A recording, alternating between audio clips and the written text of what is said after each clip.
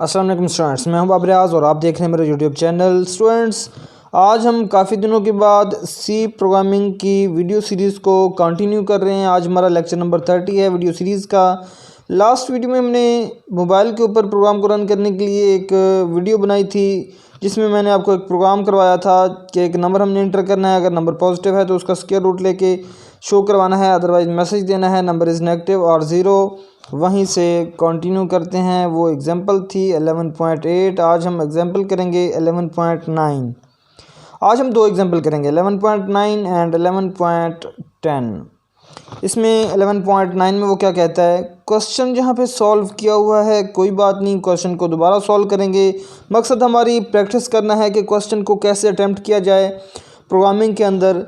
ध्यान से देखना है आपने। क्वेश्चन में वो कहता है कि write a program that inputs a character. एक प्रोग्राम लिखें और एक जिसमें एक कैरेक्टर जो है वो इनपुट करें and display whether it is vowel और कॉन्सोनेंट, और उसको डिस्प्ले करवाएं कि ये वॉवल है या कॉन्सोनेंट है।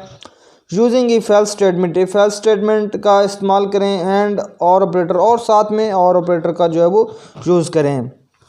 स्टूडेंट्स, पहले हमें पता होना चाहिए वॉवल कैरेक्टर कौन से होते हैं, कॉन्सोनेंट कौन से होते हैं, फिर ही हम क्वेश्चन को अटैम्प्ट कर पाएंगे। अगर हमें इस चीज़ का ही पता नहीं है कि वॉवल कैरेक्टर कौन से हैं, कॉन्सोनेंट कौन से हैं, फिर हम क्वेश्चन को बिल्कुल भी अटैम्प्ट नहीं कर पाएंगे। इसके अलावा हमें इफ एल्स के स्ट्रक्चर का आइडिया होना चाहिए और ऑपरेटर की वर्किंग का पता होना चाहिए, जो हम ऑलरेडी सीख चुके हैं। अगर आपने मेरी पिछली वाली वीडियोस नहीं देखी तो एक दफ़ा लाजमी देखें, ताकि आपको पता चल जाए कि हमने क्वेश्चन को कैसे अटैम्प्ट करना है। तो चलिए स्टार्ट करते हैं। हम इसको रन करेंगे डिव C++ में।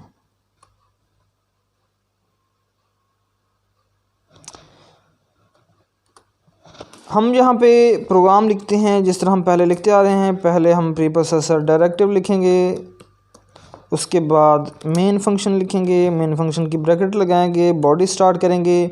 उसने कहा कि एक कैरेक्टर इनपुट करें, तो एक कैरेक्टर लेने के लिए हमें सिंपल एक वेरिएबल चाहिए होगा कैरेक्टर टाइप का।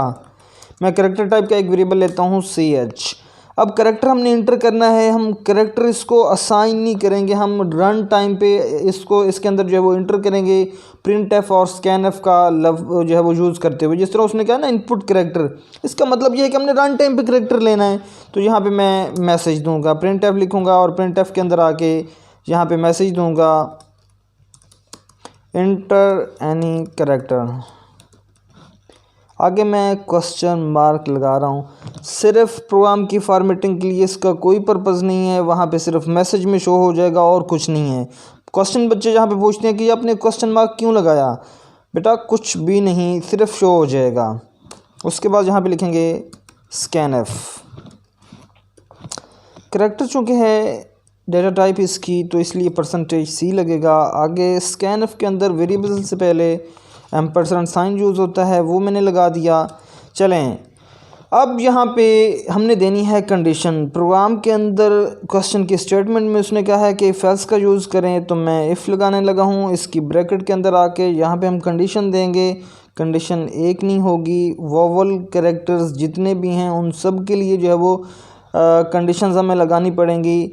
अब वोवल कैरेक्टर क्या है, हम बार बार कह रहे हैं कि वोवल कैरेक्टर है या कॉन्सोनेंट है जो हमने इंटर किया है। AEIOU, पूरे अल्फ़ाबेट्स में से AEIOU, चाहे ये कैपिटल में हो चाहे ये स्मॉल में हो, ये सारे के सारे वोवल कैरेक्टर्स हैं। इसके अलावा बाकी जितने भी बचते हैं वो कॉन्सोनेंट हैं। तो AEIOU ये 5 कैरेक्टर बनते हैं, बल्कि 5 नहीं, ये 10 बनते हैं। 5 कैपिटल में, 5 स्मॉल में, तो हमें 10 कंडीशंस लगानी पड़ेंगी यहाँ पे। तो हम 10 कंडीशंस लगाते हैं। कैसे? अब एक चीज़ आप लोगों ने अपने माइंड में रख लेनी है, हम कैरेक्टर को कंपेयर कर रहे हैं और कैरेक्टर हमेशा सिंगल कोटेशन में लिखा जाता है।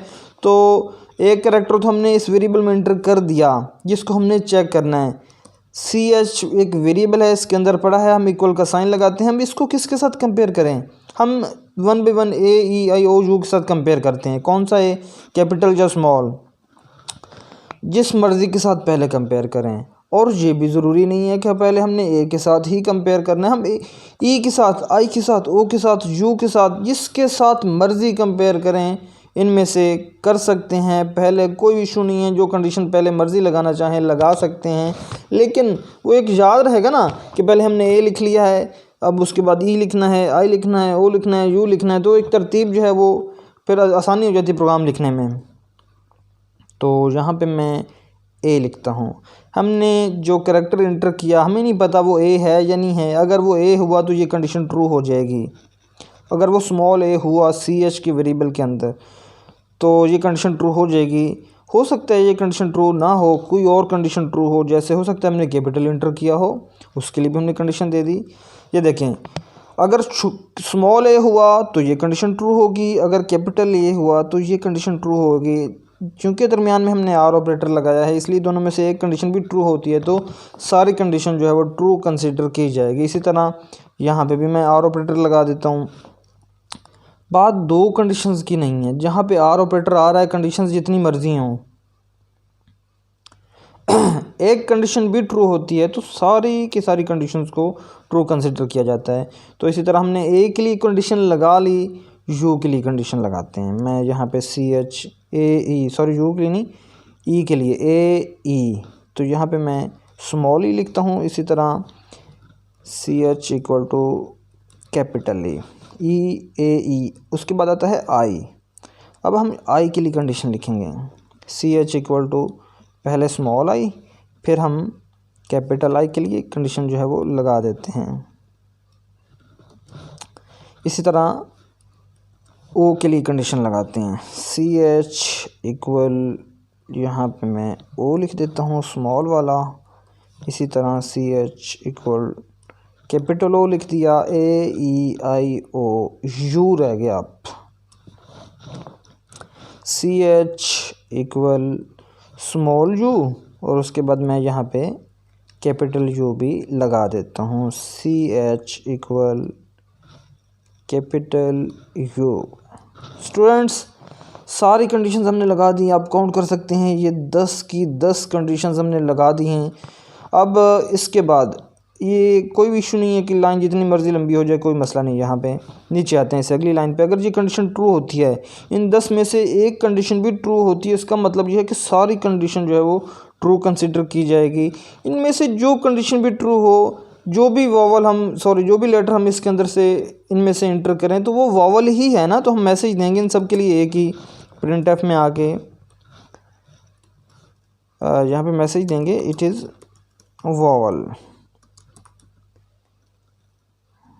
Vowel character.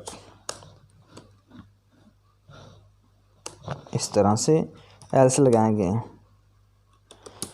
कंडीशन अगर फॉल्स होती है, इसके अलावा कुछ भी इंटर करते हैं तो वो कॉन्सोनेंट होगा। क्या होगा? कॉन्सोनेंट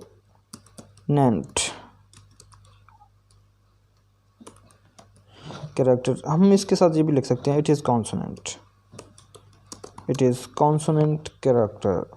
प्रोग्राम को मैं सेव करता हूँ, Ctrl+S प्रेस किया तो यहाँ पे हम इसको सेव करेंगे Pro 11.9। मैं इसको सेव कर देता हूँ। चलिए प्रोग्राम को रन करते हैं। मैं रन के बटन पे प्रेस करता हूँ इसको, run and compile and run, एक ही बात है। आप F11 भी प्रेस कर सकते हैं। अब यहाँ पे हमने कैरेक्टर जो है वो इनपुट करना है, AEIO, इनमें से कोई भी इंटर करके देखते हैं। ई एक वॉवल कैरेक्टर है, उसने मैसेज दिया इट इज़ वॉवल कैरेक्टर। चलें हम कोई और इंटर करके देखते हैं। क्या इस बार हम कैपिटल इंटर करेंगे।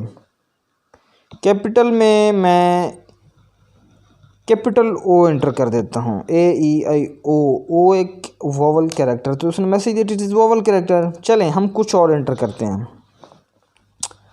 अब इस बार मैं इंटर करूँगा WO, ये वॉवल नहीं है तो ये मैसेज दे रहा है it is consonant character. Students, उम्मीद है आपको समझ आ गई होगी। अगर आपका कोई भी क्वेश्चन हो तो कमेंट्स में ज़रूर पूछिएगा। इंशाल्लाह नेक्स्ट वीडियो हमारी इससे अगली एग्जाम्पल पे होगी। तब तक इजाज़त दें। अल्लाह हाफिज़।